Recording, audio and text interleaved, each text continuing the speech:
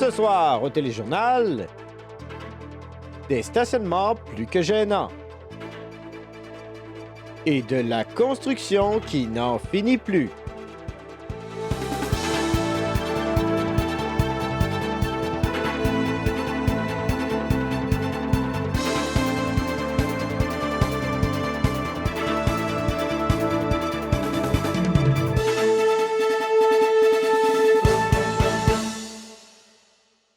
Bonsoir, mesdames et messieurs. Êtes-vous tanné de vous enfarger dans les autos qui traînent partout? Eh bien, moi aussi. Que les propriétaires se garent volontairement ou bien malgré eux un peu partout en ville, cela devient vite encombrant.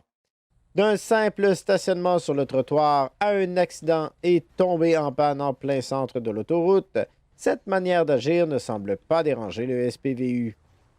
Weasel News a même interrogé les citoyens à ce sujet. Donc, trouvez-vous que c'est de la négligence de laisser traîner son véhicule au centre de la voie publique? Moi, personnellement, que je trouve qu'il y en a un petit peu trop, surtout qu'un char, ça vaut tellement cher de nos jours, que l'abandonner sur le bord du chemin, je trouve que c'est réellement une perte de temps et une perte d'argent pour le citoyen. Bonjour, monsieur. Moi, c'est Blanco. Oui, bonjour, monsieur Blanco. Oui, effectivement, vous êtes Blanco. Que pensez-vous des personnes qui abandonnent leur véhicule suite à un accident en plein milieu de la rue? Là? Hey, est-ce que je suis dans la TV? Maman? Maman, je suis dans la TV! Maman! Ben, merci pour vos commentaires. Donc, Madame Larose, que pensez-vous des personnes qui se stationnent en plein milieu de la rue?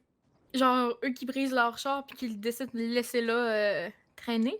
Exactement. Donc, les personnes là, qui abandonnent leur véhicule, qu'en pensez-vous? Ben, j'en pense qui sont pas capables de vivre en société. Les policiers semblent démontrer un certain laxisme à cet effet dû à des plaintes de citoyens qui dénonceraient un abus de pouvoir. Considérez-vous que c'est justifié? Ben, certainement pas. là. C'est pas un abus de pouvoir, c'est juste leur métier de faire ça. Donc, ils devraient faire respecter et donner des amendes Mais aux personnes là, certainement. qui se stationnent là, de manière Mais illégale. certainement, la moindre chose que le monde pourrait faire, c'est de pousser leurs automobiles ou véhicules en général sur le bord de la route. Carotte ou carotte? Carotte, carotte ou cèpe? Carotte. OK, excellent, merci. Donc, que pensez-vous des personnes qui laissent les véhicules à l'abandon en plein milieu de la rue?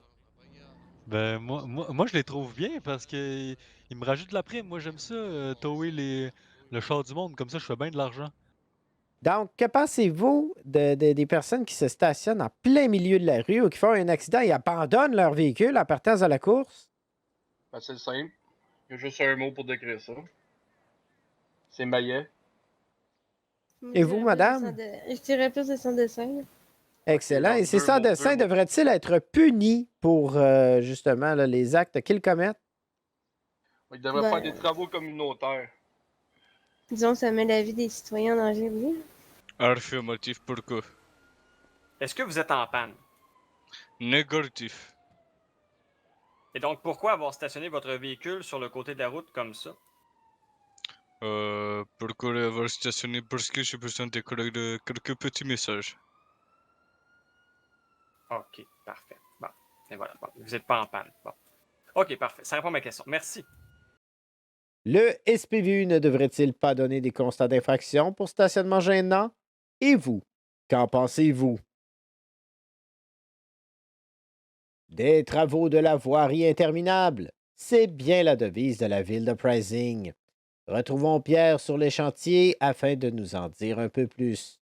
Alors oui, Monsieur Tuile, écoutez, là, l'avancement des travaux là, sur le viaduc près du Bénise là, vont bon train. Là. Nous avons ici là, la présence d'ouvriers là, qui s'affairent à réparer ce viaduc qui est en mauvais état depuis maintenant plusieurs mois, voire même années. Là. Donc, il était vraiment à temps là, que les travaux reprennent. Là. Donc, nous allons vous tenir au courant justement de l'avancement de ces travaux. Le marteau-piqueur d'Amérique du Sud est une espèce en voie de disparition. Se tenant particulièrement dans les grands centres-villes, elle est difficile à apercevoir. Il n'en reste que quelques espèces encore. Elle se tient sur les chantiers de construction et est difficile à manipuler. Nous avons même pu constater que les travaux semblaient bien avancés un peu plus loin en ville, comme Pierre peut nous le rapporter. Alors oui, Monsieur Tuile, comme on peut voir ici, là, les travaux routiers sont interminables. C'est un chantier ici qui a été débuté il y a plusieurs mois. Et comme on peut constater, là, il n'y a strictement aucun progrès. Là. Donc, visiblement, là, les ouvriers là, travaillent très lentement, un chantier à la fois, là, et on n'y verra peut-être jamais le bout. Là. Donc, on va enquêter là-dessus et on vous reviendra avec des nouvelles là-dessus là, dans les prochains reportages. Eh bien, je suis surpris. Nous enchaînons maintenant avec votre météo de la semaine. Oui, alors cette semaine, M. Tuile, il va mouiller énormément sur l'ensemble des régions, là. Autant à Paleto, Sandy Shore qu'au centre-ville. Enfourchez votre parapluie fièrement et fermement, car il va vanter, là, mais vraiment, vraiment fort. Là. Donc, c'est vraiment un temps là, à rester à l'intérieur et jouer au Monopoly. Donc, bonne semaine à tous. Cette semaine, les numéros gagnants sont le 90, 94, 49, 77 et 20. Félicitations à Caleb Charles pour avoir gagné le gros lot au montant de 61 410 $.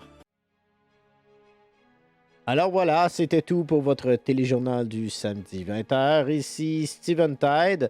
Au nom de toute l'équipe, merci d'avoir été là. Bonsoir et à la semaine prochaine.